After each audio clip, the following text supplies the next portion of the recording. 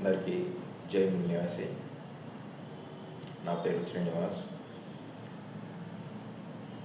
సమాచారం ఏంటంటే గత 2004, 9, 14, 2019 మళ్ళీ రాబోయే ఎలక్షన్లు ఈవీఎంల మిషన్ల ద్వారా జరిగే అవకాశం ఉన్నది. కాబట్టి ఈ ఈవీఎం మిషన్ల వల్ల ప్రజల ఓట్లు అనేది జీరో కావడం జరుగుతున్నది. డాక్టర్ బాబాసాహెబ్ అంబేద్కర్ తన జీవితాన్ని త్యాగం చేసి, తన రక్తాన్ని దారబోసి, తన నలుగురి కొడుకుల్ని చంపుకొని మరి మనకు ఓటు హక్కుని కల్పించడం జరిగింది.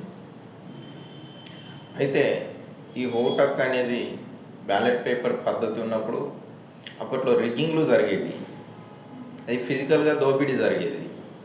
కానీ ఇప్పుడు ఈవీఎం మిషన్ల ద్వారా ఆన్లైన్ దోపిడీ జరుగుతున్నది. ఒక మనిషి గెలవడానికి కావాల్సింది ఒక ఓటు, ఒకే ఒక ఓటు. ఒక 10 మంది కంటెస్ట్ చేస్తే ఎమ్మెల్యే, ఎంపీ పదవులకు అందులో కావాల్సింది అందరికి వెళ్ళి ఒక ఓటు ఎక్కువ వస్తే చాలు ఒక మనిషి గెలవడానికి. అలాంటి ఓట్ల కోసం అలాంటి మార్జిన్ ఓట్లు జమ చేసి central government and state governments form అవ్వడం జరుగుతున్నది. కాబట్టి మిత్రులారా, ఇది చాలా సెన్సిటివ్ ఇష్యూ. దీని మీద చదువుకున్న మేధావులు ఆలోచించవలసిన విషయం ఉన్నది.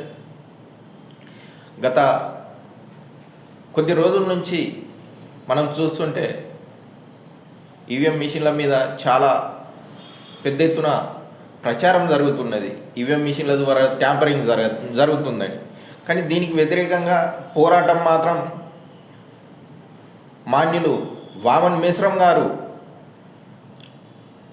తన జీవితాన్ని త్యాగం చేసి బహుజన ఉద్యమాన్ని నడిపిస్తున్నారు. ఆయన భారత్ ముక్తి మోర్చా నేషనల్ సంయోజకులు.